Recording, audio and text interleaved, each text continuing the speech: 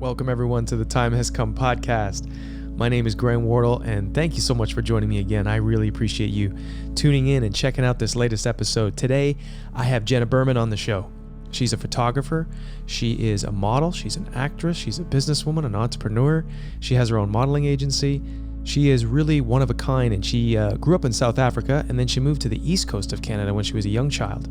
So she has some really interesting stories, some interesting perspectives, and I can't wait to share them with you all. So the time has come for us to welcome Jenna Berman to the podcast. Jenna, how you feeling? I'm feeling really good today. The weather's nice. It's beautiful here. We're by the ocean. Yeah, the weather was super nice this weekend. I know, it's beautiful. Did you see the full moon? I did. I was looking at it out of my parents' place. It was insane. So bright. It looked like a painting. Yeah, I went for a walk on the beach because the tide was out. Mm-hmm. Walked out forever. I hope you took photos. It was pretty dark. My phone's not that great. I can't take night photos. No, phones don't really do it justice, though. I tried, and it just looked really bad.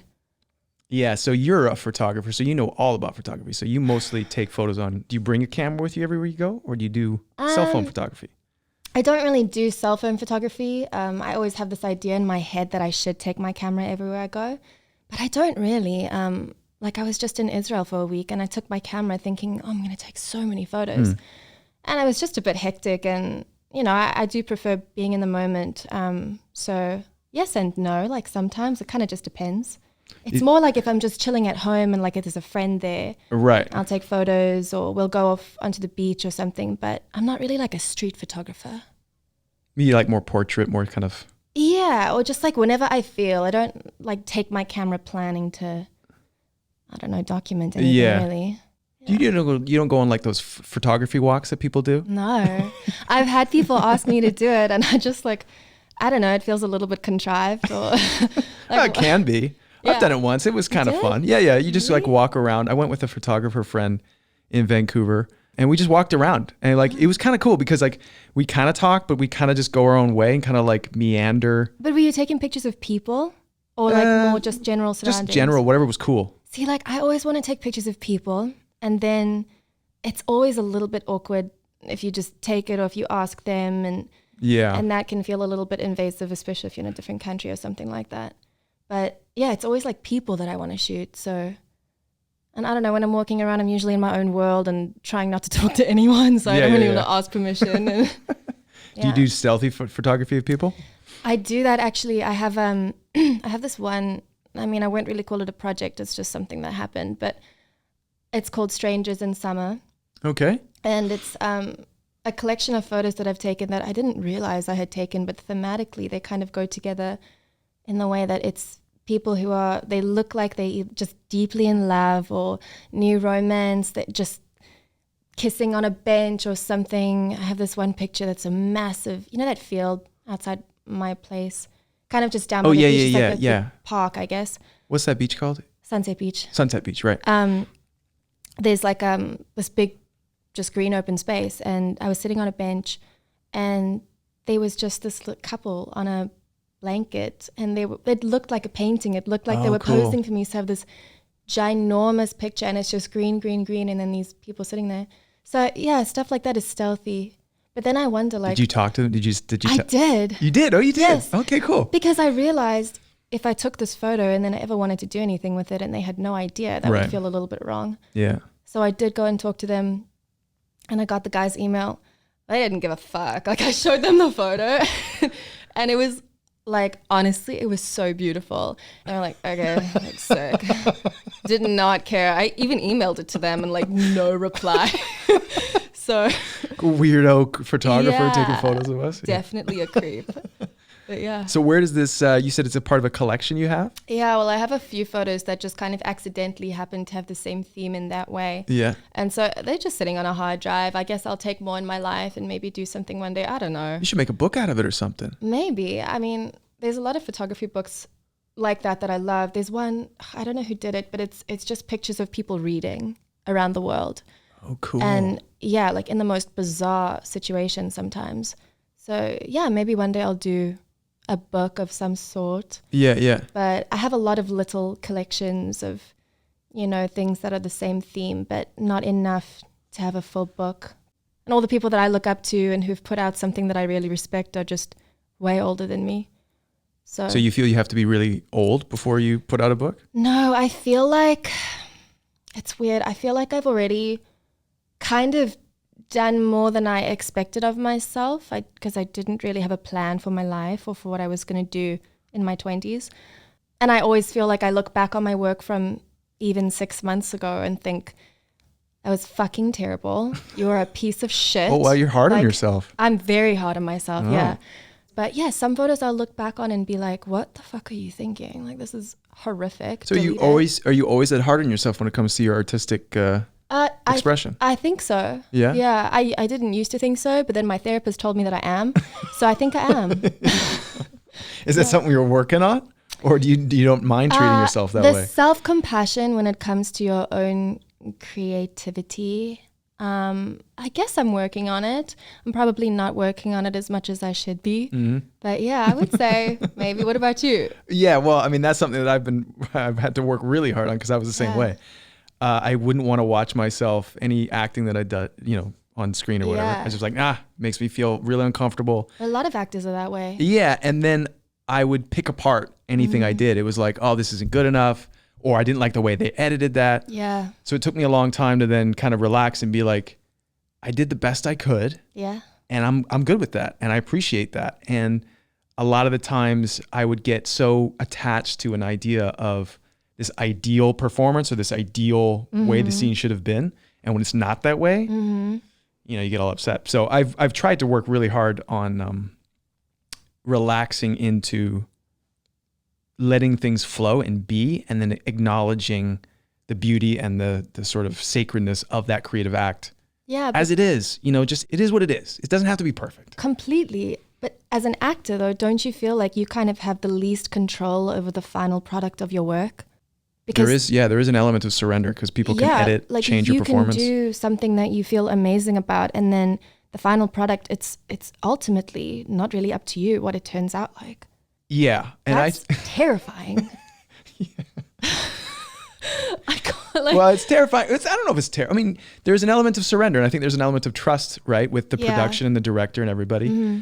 And I know people that do that and I myself have been guilty of that sometimes, where I don't trust necessarily the writing, or I don't trust necessarily 100%, I should say, the director or whatever. Mm-hmm. And I will change I'll play it safe to try and make sure, it doesn't get put too much out of context or get away from me, which I don't like to do that anymore.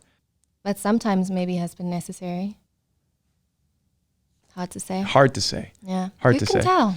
Who can tell? Yeah, right? Who knows in the final product? Yeah. So let's double back a bit here. So for the listeners who are hearing your accent and want to know where you're from, can you give us a bit of background and history about you coming to Canada and where you came from? Yeah, so I'm from South Africa. I grew up there. My family moved to Canada when I was 13. And they moved to Newfoundland, Canada, which was quite a change. From Cape Town to Newfoundland, we moved to Carbonear, which is a very small town. I think at the time the population was around 7,000. I know, and I was very. What was that like? It was honestly, I think, very traumatic. I was extremely depressed. I didn't have any friends. I didn't have anyone that I could relate to. Even just the snow terrified me. I refused to get a winter jacket. I did not want to move. I actually didn't want to move so badly that I went back to South Africa by myself when I was 14. I think I was 13 or 14. I had modeled as a child. And so I had this money. And on Air Canada, you can fly as an unaccompanied minor when you're 12. Really? I didn't know that. Yeah, so I went back to South Africa by myself. I think I stayed for at least a month, I think more. I stayed with a friend. You stayed with a friend? Oh my gosh. Yeah, and I got re-enrolled in my old private school. They took me on like a short-term. I don't know how I managed all of this. What did your parents say? They thought I was insane, but they also saw how sad I was. I guess that was the first time I did anything truly psycho. Oh my gosh. Yeah, so I went back by myself, and then eventually I think my dad said, you either have to come back to Canada or I'm going to come fetch you. And I did go back to Canada. Still unhappy. My parents moved to a bigger town. Why did your parents decide to move to Canada? Well, my dad's a doctor. Okay. And he moved for his job. It's a lot easier for doctors to live in Canada. And yeah, I think Newfoundland was the most desperate for doctors, so it was the quickest way to get into Canada. And then when I was about 16, I felt I was really bullied. I was really different. I mean, in some of the places I lived, they'd never seen a black person before. Not that I really stand out in any way visually, but as soon as people get to know you, they can tell that you're other. So yeah, I left and I moved to Asia by myself when I was about 16 or 17. The first place that I lived was Korea. I was working there. I was modeling. Modeling was kind of like my way to get out. So yeah, I got myself an agency in Toronto, and then they started sending me overseas. So yeah, I went first Korea, and then ultimately ended up living in Hong Kong for about 5 years. And how old were you when you were there? Hong Kong, I got there when I was about 18 or 19. And I lived there for, 5 years, and then I moved to Vancouver. So where does all this courage come from to be totally on your own, away from your family? I don't know, like being a psycho.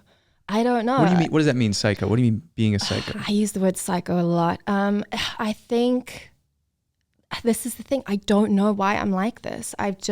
Maybe it's a survival mechanism. My mom always says it was either do that or who knows what would have happened. But yeah, I guess that is why they allowed me to leave when I was so young and hadn't finished high school. My parents were conflicted about it. I mean, both of them, my mom's she's a psychologist, but she's got a few different degrees. She studied her whole life. So both of them are quite academic.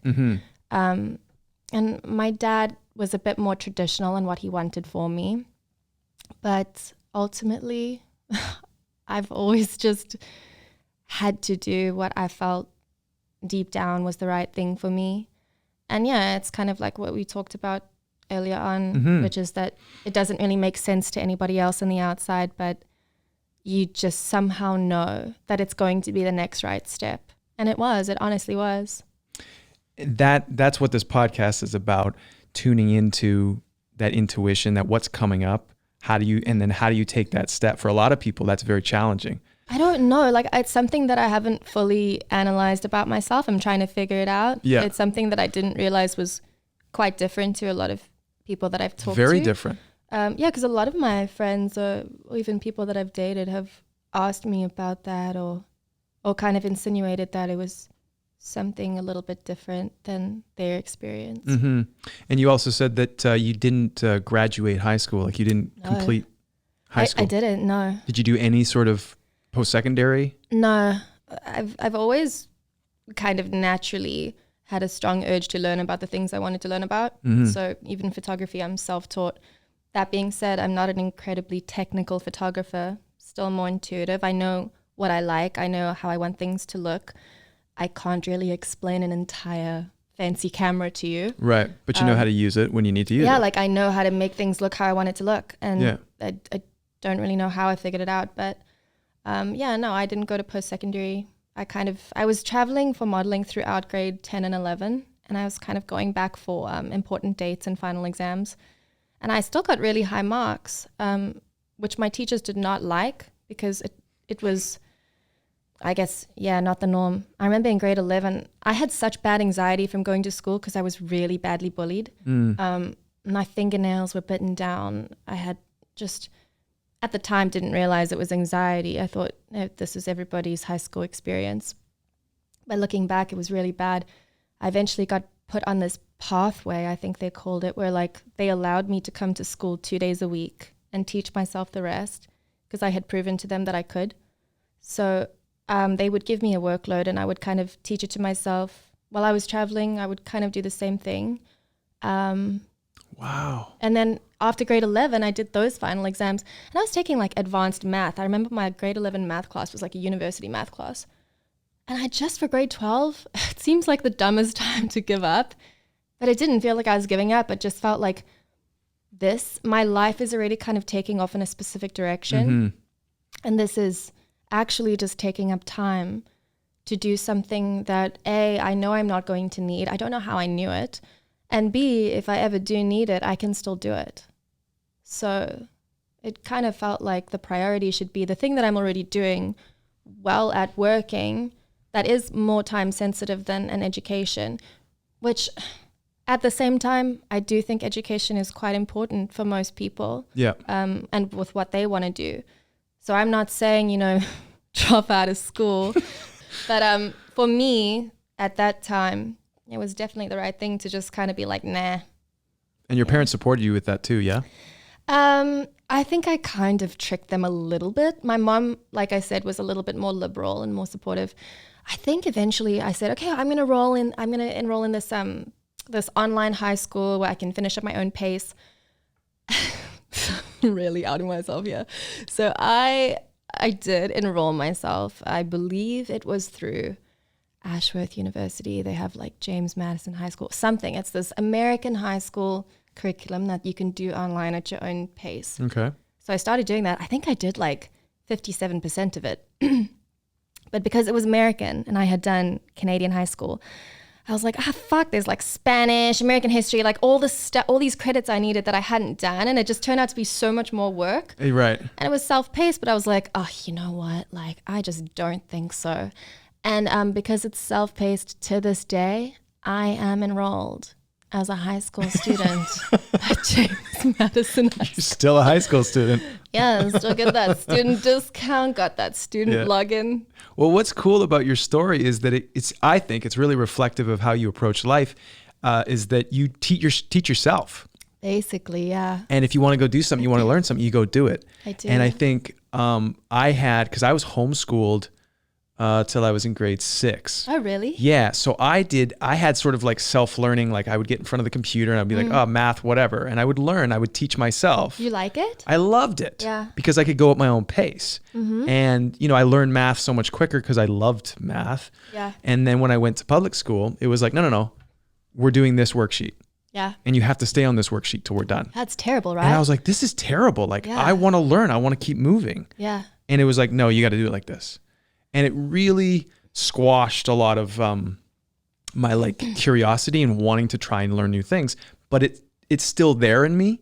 But I see how, if you go to school and you never had that ability to go at your own pace to learn what you wanted to learn, then stepping outside the norm would be very difficult. Yeah. Because you're not used to it. You haven't built that muscle. Definitely. Although at times it did feel scary because although I had my intuition, I still did have the rest of the world telling me what you're doing is wrong. You're going to end up on the streets, blah, blah, blah.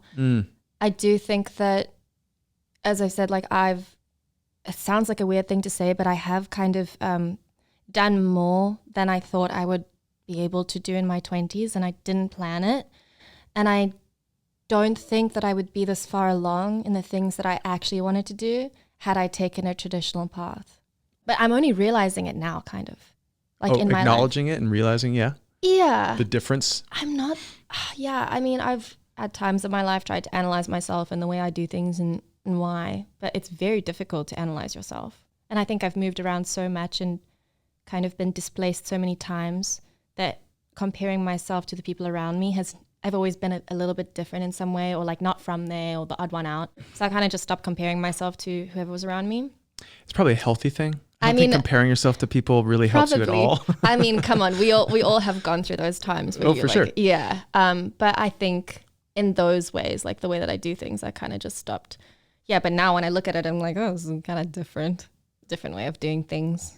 So one of the cool things I noticed about when I came over to your place to do the photo shoot is you wear knee pads and eye patches.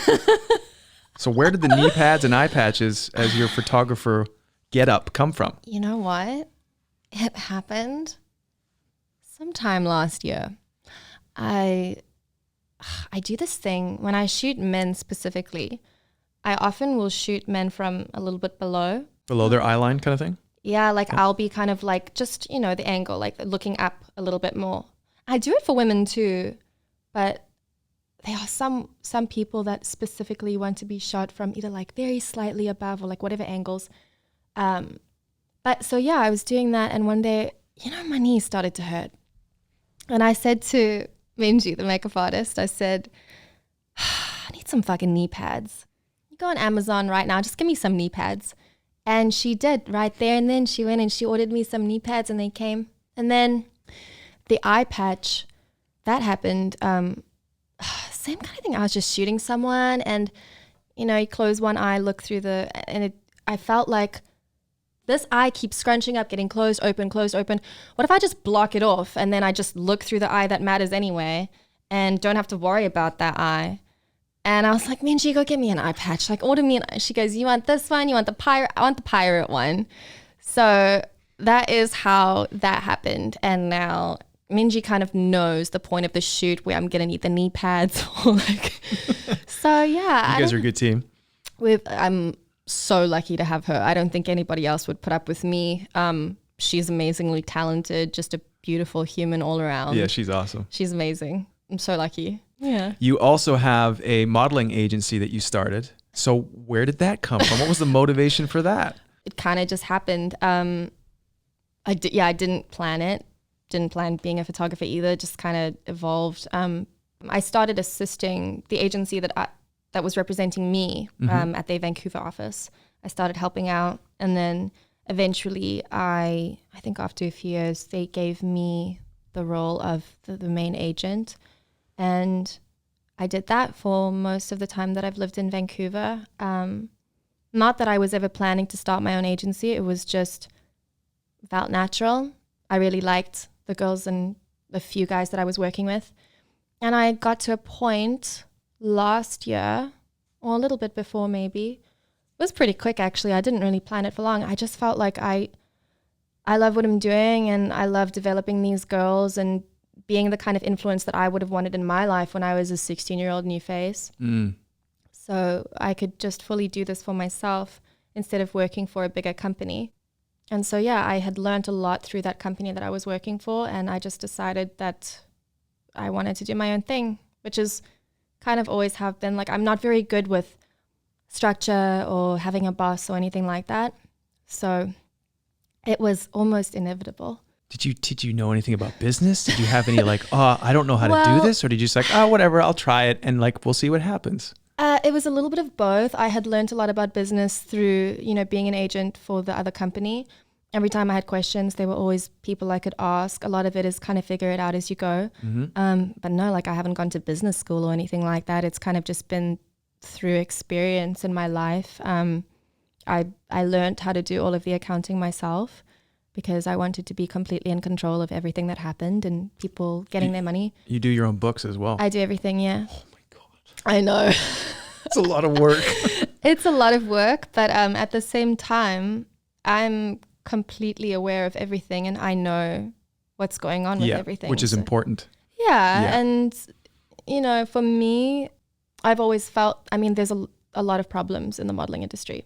Something that mostly is only known by models is that there's always just been, generally in the industry, a little bit of a lack of transparency for the models. Around payment or around what? Just around where their money is going, when they're getting paid, what this expense is. It's kind of like you don't really know what's happening.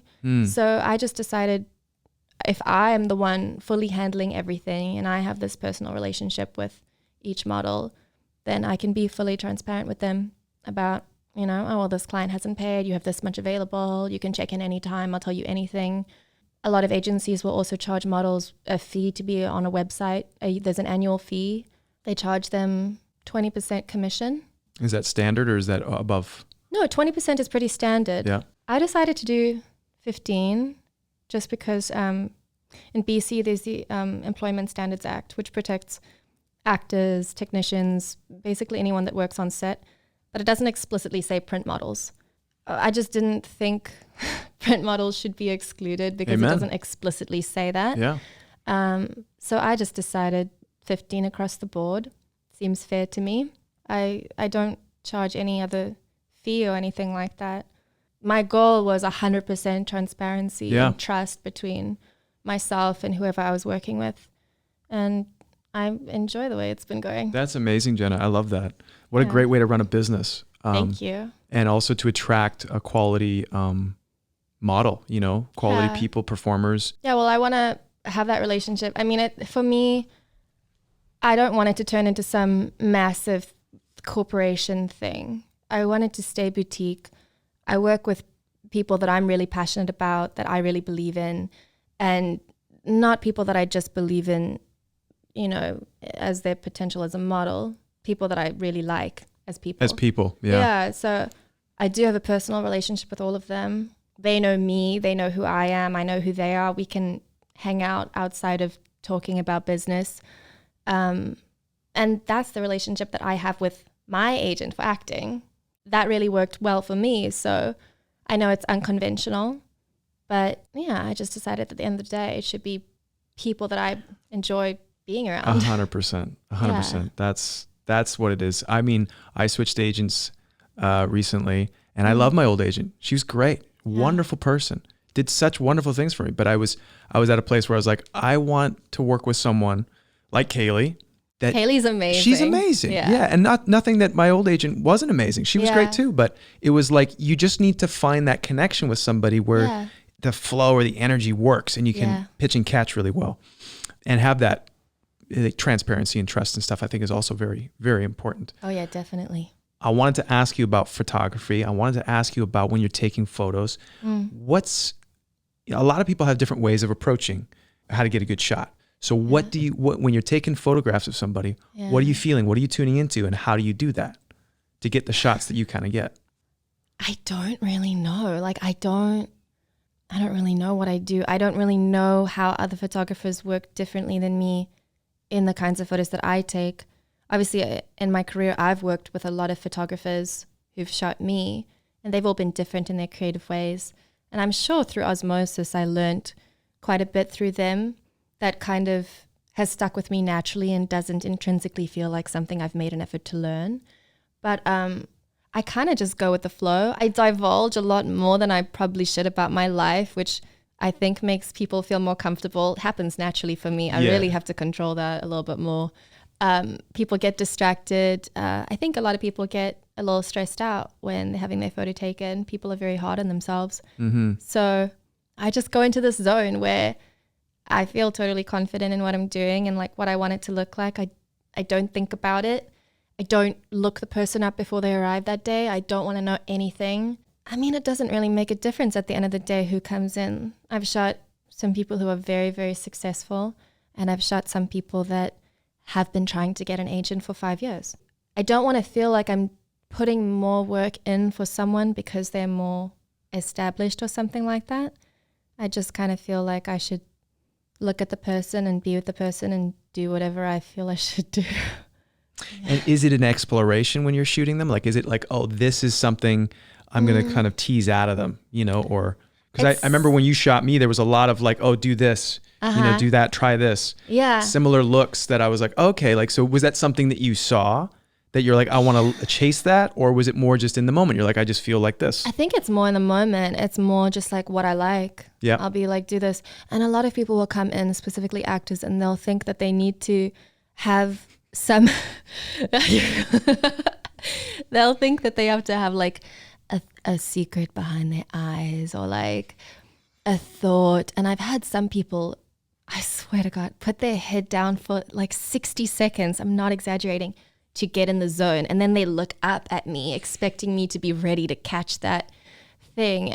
And it's not that I'm not ready. It's just that if you had stared at me blankly, it would have looked exactly the same.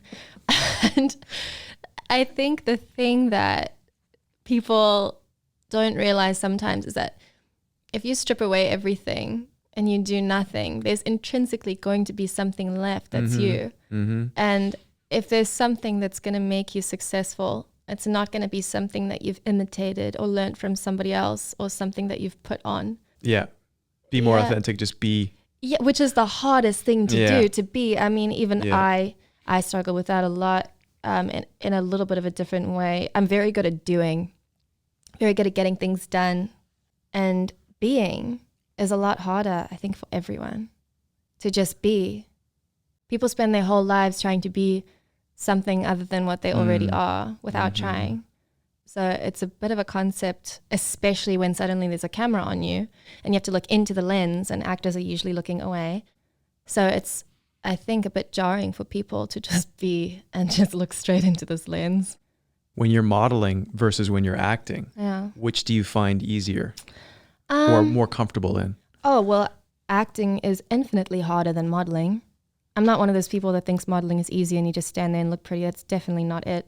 I've definitely learnt my part in making a good photo. Like I know how my face looks from every angle based on where the light is coming from, and where the camera is. And it's not something that I have to think about. It's just I've seen so many photos of my face. You get it. Yeah. And I think at first that can make people insecure and hypercritical of themselves. But after a while, for me, it kind of helped all of those things fall away.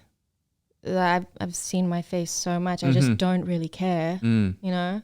You become detached from it, but you still know what works better. Totally, yeah. Like at this point, I feel very detached from my looks in a weird way, which feels good because I am more focused on what I'm creating at this point in my life. But acting is extremely difficult, and it's not something that I ever planned to do, ever. How did you get into it? It was when I moved to Vancouver. I think my modeling agent at the time had said, there's a lot of film work that goes on in Vancouver. Why don't you try it? You're cute enough. You'll probably get one line on the CW here or there. And I was like, okay, like I'll try it. Why not? And then I went to my first audition, had like a code name. It said it was a web series, seemed like a small thing. And then I booked it and I was like, sick. And then that turned out to be Halo, Forward Unto Dawn, which was a web series that was then released as a kind of a movie. But I had no idea what I was doing. Like, no idea. You didn't have any training or acting classes you went to? You did nothing? No, if you had asked me, what is the thing you're least likely to do in your life, I probably would have said acting. I don't have a lot of social anxiety, or I don't have anxiety in front of cameras or anything. It's just not what I thought I would be suited for. But you enjoy it now? I do, yeah. I mean, I enjoy anything creative. It's definitely something that I don't feel I've figured out. But I think no one gets to the point where they're like, I figured out acting. Figured it out. Yeah, like there's definitely, for me, there's like an ease with photography. Maybe that's because the way that it's set up, I get to completely do it my way. I work from home and everything. And in acting, so much is up to other people. And you are taking direction from other people, and you're not saying your own words. It's not your vision.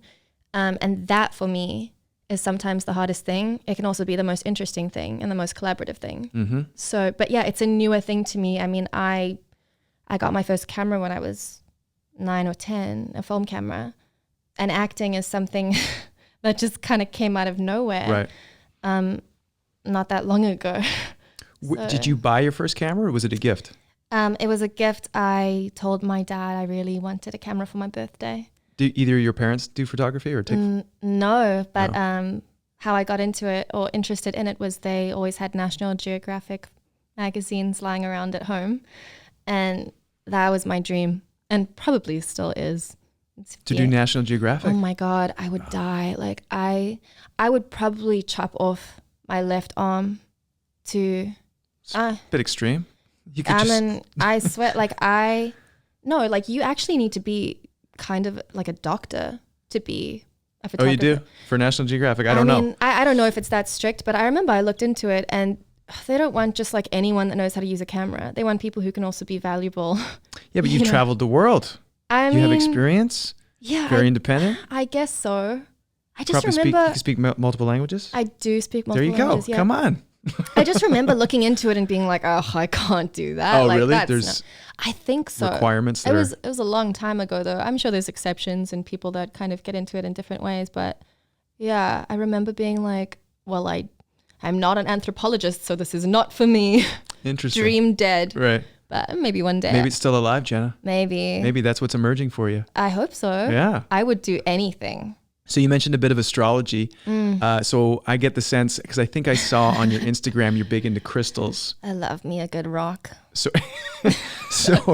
what's the crystals for you? Is that a fun little thing? Are you like full into it where you have to like rub your quartz crystals with your other ones? And I'm not like I mean, I do go through my phases, but when I was really, really little and I was skipping preschool, I guess, as you do, my mom would say to me, actually, no, she told me that she would tell me, do you want to go or do you want to go for a walk in the forest and look for rocks? Like, which do you want to do today? Because we're going to do something. And I'd be like, bitch, take me to the woods. Let's look for rocks. Let's go for rocks. Yeah, so we would go for these What long kind of preschool though was it? Because like some preschools are pretty fun. This must have not been a fun preschool. It's not that it wasn't fun. This was in Grahamstown, South Africa, where I spent the first few years of my life. It's not that it wasn't fun. I've seen pictures of me at that preschool. But the forest was just way better. Yeah. Yeah. Okay. Obviously. I think it's not that I didn't want to do that. It's just that I really wanted to do what I wanted to do. So, and my mom was she's a little bit not that conventional. And she was just like, yeah, let's do it. So we would pick up, I collected porcelain and stuff like that would be in the forest, broken porcelain, rocks. And then when we moved to Cape Town, my parents would take me to a crystal shop as like a treat. Oh, cool. Yeah, and I started. Like a toy store, but. Yeah, and there's this place in South Africa in Cape Town called the Scratch Patch, the waterfront, where you can kind of go and dig through all of these gemstones. They've been tumbled. And whenever I went to a crystal store, I would get, I guess I didn't have Barbies, anything. I did have rocks. And then, I just still love them as I've grown up. I have a very big collection now. You know, they say different rocks are for different things or needs or whatever, where you're at in your life. Different things you want to cultivate. Yeah. For me, this is kind of how I think about it. If I wake up in the morning and I have like 50 rings to choose from and all of them have different stones for different things, supposedly. First of all, everything does have an electromagnetic frequency. Mm-hmm. It does, and you can measure that. But aside from the more scientific way of looking at things, if I wake up in the morning and I pick this rock saying, I need clear communication today, that's just an intention that I've set for myself, regardless of whatever that rock is doing. That's the way you look at it. It's like a symbol of that intention. Yeah.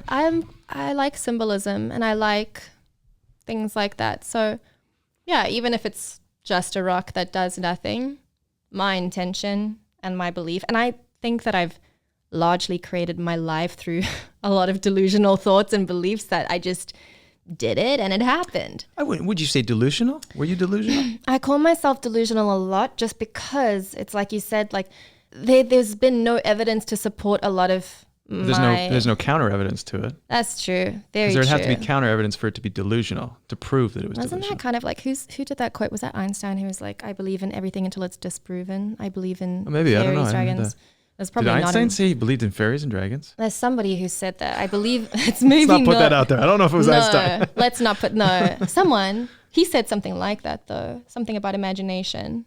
I remember that, something about imagination. Yeah, but it's probably somebody else who said, I believe in everything until it's disproven. So I believe in dragons, fairies, all these things. That reminds me of a conversation I was having earlier today about this theory or this idea called eternalism, where there's, and I'm kind of speaking out of school, but from what I understand about eternalism, this idea is that there's like this version of reality or this idea of reality that is there are infinite yous existing all at once. We shift between them through our consciousness. I was reading about this recently. This is fascinating stuff. I know, isn't it insane? Yeah, so I've been reading about this and I'm like, you can't disprove it. No. At least I don't know if you can disprove it, and I can't prove it. So I go, if I can't disprove it or prove it, how does this impact my life? Like, does it benefit me in any way to think about life this way?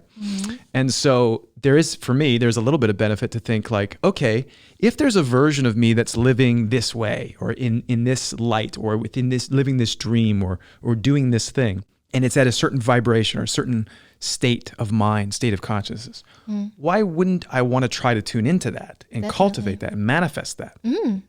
And then if it does happen, I can't prove that I shifted realities, but it kind of feels like that. Yeah, no, it actually makes a lot of sense. I just got this book called The Biology of Belief, which Bruce Lipton. I haven't read it yet. Don't tell me anything. Although I'm pretty sure I know. Oh my God. Wait, have you read that specific book? No, but I know it. Okay. Yeah. Yeah, I just got it. Bruce Lipton, Joe Dispenza, Greg Braden. I'm a big fan of those guys, and they do a lot of stuff together. They do workshops together. Oh. Biology Belief is really good. I'm reading Dr. Joe Dispenza's Supernatural book, or becoming supernatural. It's very similar stuff. It's fascinating.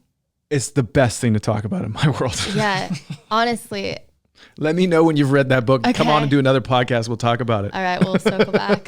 Biology of belief. Yeah. What else are you reading right now? Do you have any other books on the go? Yes, I am reading. Well, I just got back from Israel. I went on a birthright trip. What is that? Basically, because I have Jewish heritage, you get a free trip to Israel for a week. Says who? Israel? Yeah. What? They use the same rules that Hitler used in the Holocaust, which is if you're 1/8 Jewish, they consider you Jewish enough. So if you are 1/8 Jewish, you can get a free trip to Israel for a week. It's fully paid for. They take you everywhere. You do everything. You learn about everything. Do you have to prove that you're Jewish? Like, do they take a blood sample, or like, how do they know that you're Jewish? Well, there's like interviews and stuff, and Could you fake it? Could I fake it? Honestly, I don't know. Can I get a free trip? Maybe you have like some Jewish blood back there. Maybe. You don't know. A lot of people do, and they don't really know about it. I don't know how deeply they look into things and verify everyone's story. But coming back from the trip, a few of the people created a book club to kind of learn more about certain things. And there's this book called Ordinary Men. Okay. Which apparently has won a lot of awards and stuff. I haven't heard of it, but it's basically the psychology behind how you get, it's about 1 battalion during the Holocaust and how you get the minds of ordinary men to commit these atrocities. These men who are not soldiers, they're not evil. They're just put into this position, recruited and told what they have to do. So how you get people to do that's quite psychological. I'm not that far into it. I would read that book. That sounds fascinating. Yeah, doesn't it? So I've just started reading that. And then I always have like a poetry book going. Oh, you read a lot of poetry? Yeah. Okay. Do you write as well? I do actually. Yeah, but one day I'll maybe do something, but. Put out some of your poetry and photography. That's what I did. Maybe I should. That'd be a good combo, right? Yeah. Well, I have this one idea for a photography exhibit that kind of, I have portraits of specific people with quotes that they've said to me. Oh, cool. That might be something cool to put out. But the poetry, I feel like I have fewer inhibitions the lower I am. But then the darker it is? Yeah. Oh, interesting. I find it easier to write poetry if I'm feeling really, really low or like, going through the worst things that have happened in my life. But weirdly enough, with a lot of other creative things, I feel most creative when I'm really happy. Interesting. And I don't know why. And then, a lot of people... Yeah, I don't have that with poetry, no. A lot of people have that idea that an artist has to be tortured. Wounded, yeah. And no thanks. I've never related to that. I don't think that's true at all.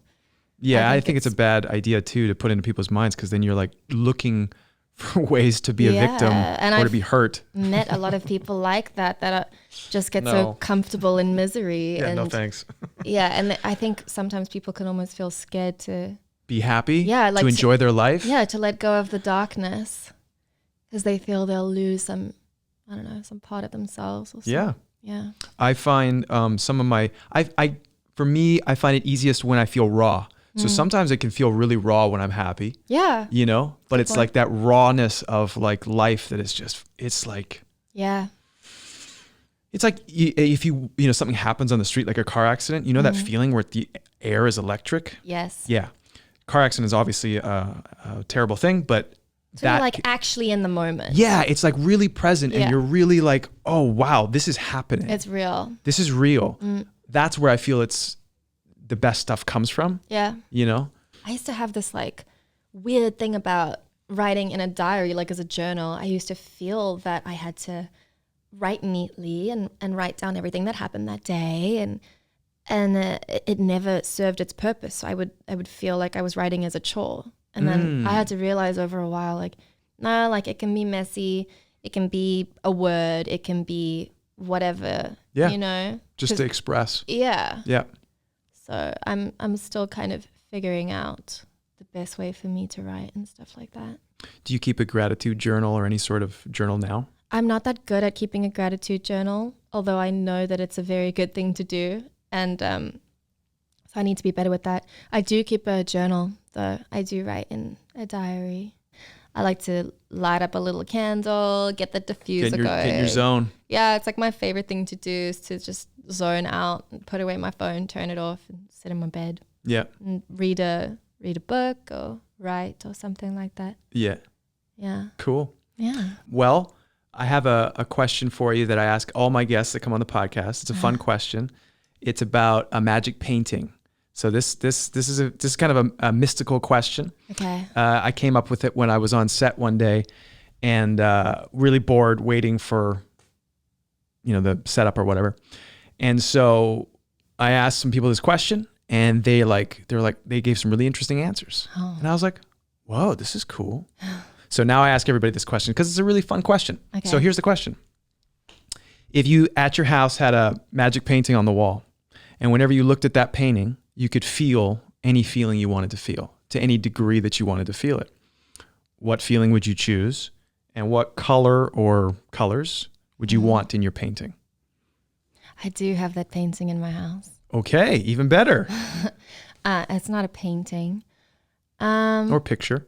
Yeah, it's funny. Painting, yeah. I had my answer as soon as you said this. There's a picture of Earth. I can't remember. Basically, the satellite that went to the edge of our solar system turned back and looked back and yes, took and this it's the little grainy. pale It's the blue pale dot. blue dot, and there's something written. I think Carl Sagan wrote it. The pale blue dot speech. So I have a picture. I have that picture of Earth as this little speck, the pale blue dot. So the color's blue, which is my favorite color. Nice. And the feeling is being in awe. And I feel like, that's my favorite feeling. And it's kind of like when you look at the stars, or you think about the fact that there are other planets, other galaxies out there, and how insignificant we are. And I mean, it can border on nihilism, but nothing ultimately matters that much. So you might as well make it good. You might as well do what you want to do. You might as well follow your gut instincts. At the end of the day, all these things that we stress about don't really have that much weight. When you remember that, when you look at the stars, or the big perspective. Yeah, or even like when I look out my window and I can see the water, I look at the sun or the moon last night, if you look at things and you just think of that landscape without the buildings and think that like this exists naturally. And yes, humans are a part of nature, and what we build is also by definition natural, but that is an insane concept. And yes, I have existential crises daily, but yeah, I think that's my favorite feeling, being in awe. In awe. Yeah. Now I need this is where I like to dig a little deeper for somebody who's never felt this type of awe. How would you try and explain it to them? Like, how do you feel it in your body? I think it feels like you forget you have a body. Yeah. Wow. So it's like a complete disassociation. I think so. Well, for me it is, yeah. It's like you're not in your body and you're not with your identity. It's not about you. It's so much bigger. So who are you then? Who do you become? Yeah, exactly. Who are you? Like, are you just consciousness? Are you just energy? Like, is that your experience when you go into that awe feeling? Yes. My experience is kind of like extremely existential. And what am I doing here? Like, why do I need to eat? What, you know what I mean? Like, what is the point of this? Why can't I go to Pluto? Why don't I know anything? Why isn't an alien talking to me? Why just, and I love that feeling. That's a beautiful feeling. That's a beautiful feeling. Thank you for sharing that, Jenna. Yeah, no problem. I feel. Yeah, what is yours? My favorite feeling?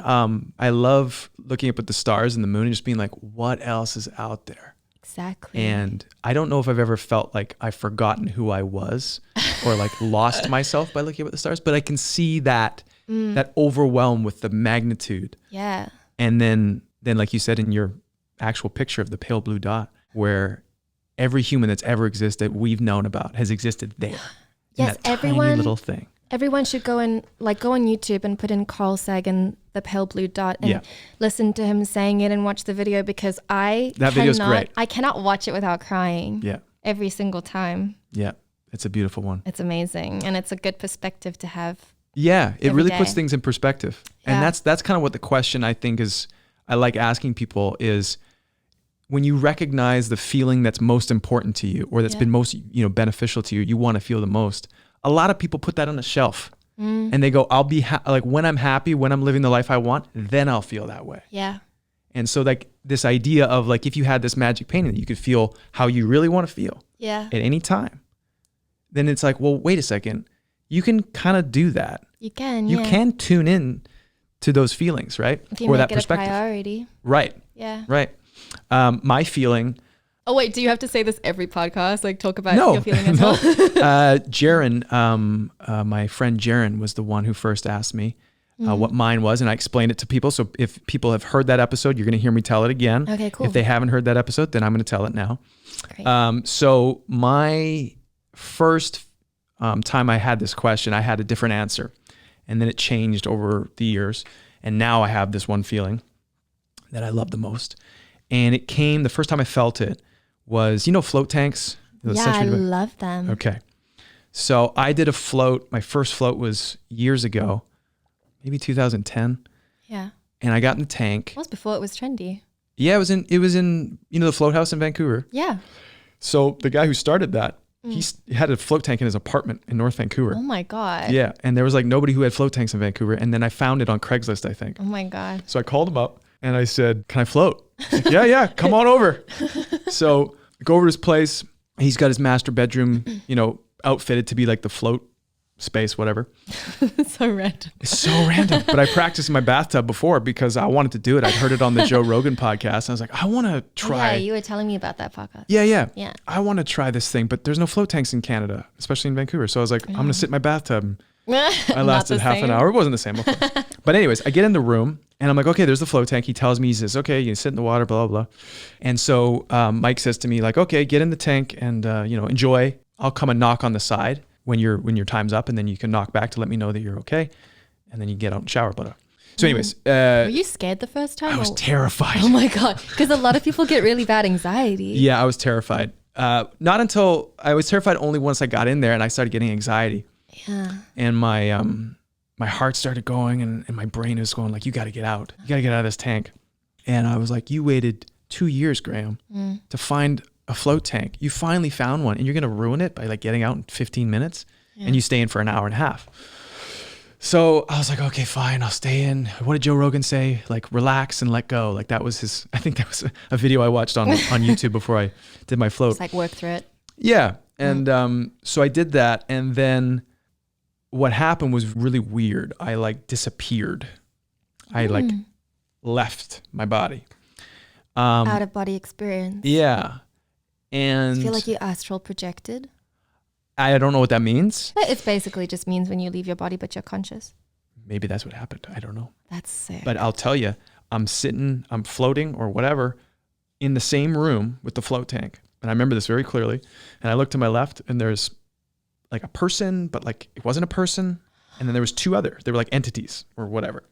And we're all talking. I like entered in mid-conversation and we're all talking about what we can work on. I am enthralled right now. Keep going. So we're all talking about what we can work on in the time that we have. And so the entity to my left, I think was female. And she was going through like a list of things. And I'm kind of listening and kind of going, okay, like, and then I kind of presented, I think we should pick one thing and just focus on that because we don't want to get overwhelmed or whatever. Anyways, so people agreed, the others agreed. And then when I looked back towards the tank, it's kind of like, okay, now we're going to begin working. I looked at the tank and before I could reach the thought of like, who's in the tank, I was reaching for it. And as soon as I like grabbed for that thought, which obviously it would be me, so I couldn't be in two places at once, I like woke up. That's astral projection, dude. Is that what it is? Yes, Okay. I can't believe that you had that experience and you didn't like. It gets better. What? It gets better. Okay. So I wake up in the tank and I'm freaking out because it wasn't like waking up from a dream where I'm like, oh, whoa, I fell asleep. Yeah. It was like teleportation. It was like I'm in two places and I was right back into my body, and it was jarring. But I was like, I got to go back there. I got to figure out what that was. So like I laid back down in the water, slowed my breathing down, calmed myself down again. I was like, relax, let go, relax. And then this time I again disappeared. And this is when it's hard to put into words, but the best way I can describe it is I became like cosmic love. Mm. It's everywhere. It's everything. It always has been. It always will be. Yeah. And it's the most beautiful feeling. And it's like, well, of course it's this way. It's just pure consciousness. Yeah. And but that is what it's made of. Yeah. And it's beautiful, but it's not overwhelming. It's like all encompassing. And so that's my feeling, because it's the best feeling I've ever felt. Oh my God. And so then I experienced like being a rock, or being a flower, or being a mountain, being like universes. It was massive. It was so massive. And I think that's what it feels like when you die. I don't know. I've never died. Have you died? You probably have. I've definitely died so many times. Probably had so many lives. Oh, but that you remember though. Like I'm talking like, have you like had a car accident that you? No, I haven't. I haven't died in this lifetime. But I've had certain dreams where I had this one really strange dream. Is your story? Is that like That's basically it. Yeah. Yeah. The closest I've gotten to that feeling is I had this one dream. I was doing a lot of meditation and listening to a lot of these talks about the Akashic records and all these things. And I had this one dream where I woke up and I was in this, it kind of looked like an abandoned house, but without a roof, and the windows were just these kind of square openings. And there were vines and plants growing everywhere throughout. It was overgrown. It was in the middle of the jungle. And there was sun coming in this one window. And I was doing some kind of like weird yoga stretch or something. And I remember I looked to the left into this ray of sun that was coming in. And I don't know how to explain it with language, but it was like in that moment I understood nature and the feeling of creation and the universe. It didn't strike me as my favorite feeling. It was more like perplexing. But that would be, I think, the most similar feeling that you felt. Yeah, and I just feel like from my research, which is not extremely extensive, I think dying is a very beautiful process. Transition. Yeah. Yeah, that's the way I see it. I've never died. I've never had any near-death experiences, but there's a good book from this person that I think they were doing regression with people to deal with. Did I tell you about this? Many Lives, Many Masters? No, but I haven't read that, but I'm going to. This one, what is it called? Journey of Souls. Oh yeah, I've read that one. You it's have? Great. Isn't it insane? It's great. Yeah, it's basically it's amazing. Regress people past their birth into what happened before they were born. Yeah. And same thing with Many Lives, Many Masters. It's the same idea. And I've never heard any retelling of death as a traumatic experience from anyone that's done any kind of research or had any kind of experience. I've always kind of heard like it's beautiful and the transition. It's pure love. Yeah. Yeah. Like it's pure love and light and all of these things. And this is kind of like the dream here, living this world. Right? Yeah, but that also depends on your beliefs and, you know, what rings true for you as an individual. But it kind of rings true for me. I don't know why. I feel that way. I mean, after having that experience for myself in that float tank, I was kind of like, I can't unsee this. Yeah, no, that would change you. How long ago did that happen? I think that was probably 2010, so like a decade ago. Yeah, and you feel like it changed you fundamentally? Yeah, I mean, it wasn't like I didn't experience stress or forget that those ideas or what I experienced. Yeah. But it's similar to how you said, like, you know, viewing the earth and being like, it's all this tiny little dot. Yeah. The perspective and of like, what do you want to do with that? Yeah. And so often I'll think about like, this is all like love. This is all coming from this field of consciousness, and it's all love. And I felt it. I've experienced it, and it's amazing. Yeah. So like getting caught up in the small stuff, I still do, but You're human. you know, but then I can remember, I'm like, you know what? There's so much more. Yeah. And every time I get in a float tank, I'm like, I want to go back. And I've never been able to. Oh my, and that was the first time that you did it? My first float. Oh my God. How often do you do it now? I used to go a lot more, but I haven't been maybe in 5 months. I've never had that experience in a float tank, but now I'm going to go and try. Good luck. Thank you. I wish you luck in that because it's the best feeling I've ever felt. God. So yeah, and my painting on the wall, it would probably be something to do with space too. I think that's what I said to Jaren. It had to do something with like a galaxy or just like a cosmic photo. Yeah. Just because when I was out there feeling that feeling of love, it felt like I was in space. Yeah. But it wasn't Graham. Like it wasn't, oh yeah, and I got to tell you this last part of the story. Yeah. So I'm feeling this cosmic love and it's wonderful. And I'm just kind of resting in it. It's not overwhelming. It's not like, I'm not reflecting on it. I just am it. But it wasn't Graham. And then this question popped in my mind, which was like, well, where's Graham in all this? And then it was like, oh, Graham? And it was kind of like I was like putting in a computer code. It was like you just entered a code. Where your focus is going is now where your energy is going, right? So it was like I focused on where's Graham, and it showed me this tiny. It was like I was like, this is beyond small, and it's like that's where Graham is, and I started going into that. So going from like this massive thing, which is what we are, right? Yeah. I'm getting passionate if you can't tell. Graham is like a fraction of your being, just so small, and I got squished down into this body, and that was excruciating. Yeah, that was overwhelming. Like the emotions and just being squished was so overwhelming. And then so I bam it's like being born.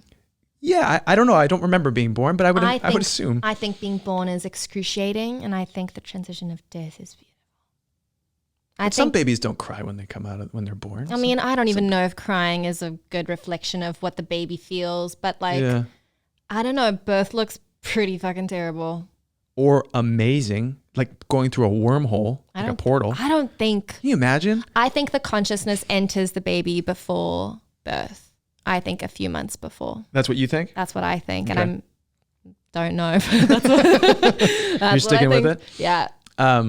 Yeah, maybe it's like, it was, I don't know. I don't know. But then that was excruciating to think of Graham down there and to like go back into that. It was excruciating to be squished back. Right. It wasn't necessarily excruciating to become Graham again, but it was excruciating to go being squeezed down. And then when I woke up back in the tank, again, it wasn't like waking up from a dream. It was like reality shifting. And I shook in the tank for 20 minutes. Like the last 20 minutes of my float, I just sat there like crying and shaking because I was like, that was the most beautiful experience of my life.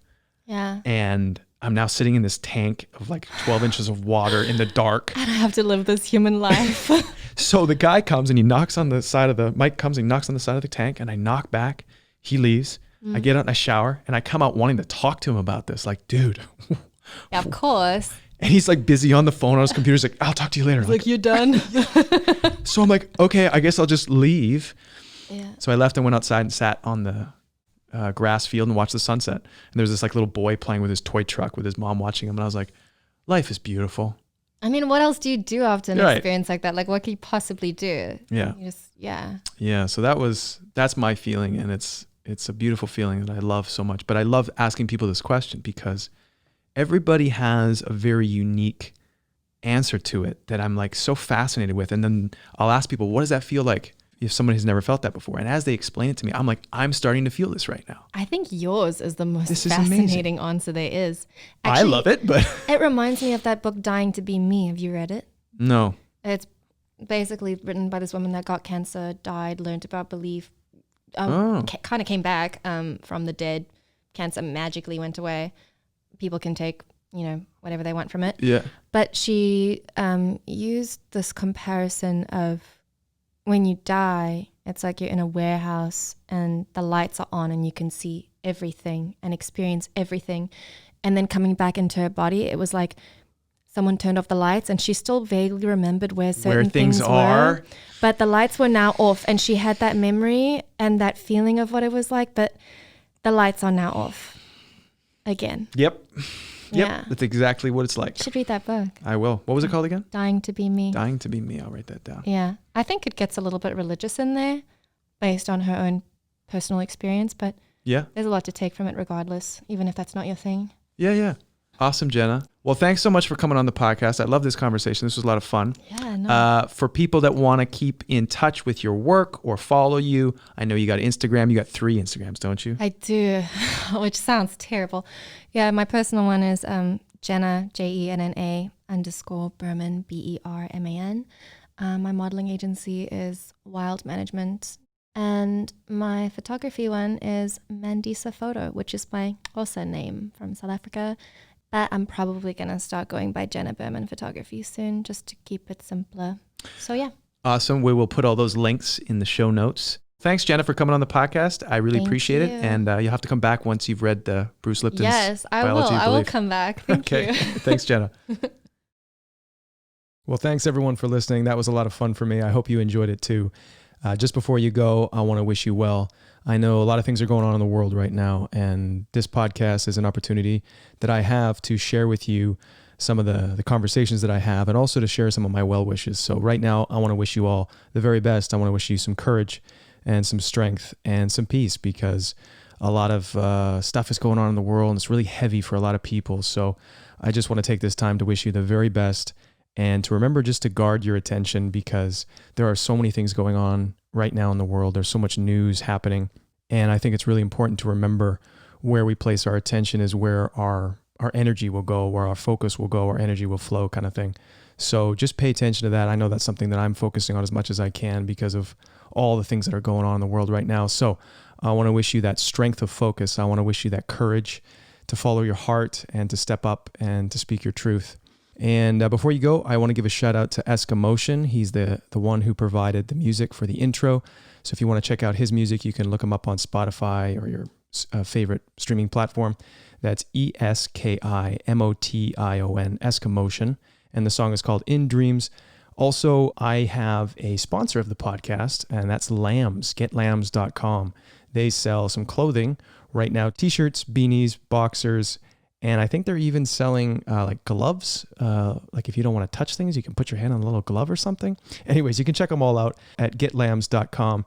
And if you use the promo code Time Has Come, you will get a discount. So you can check that out at getlambs.com. That's GETLAMBS.com.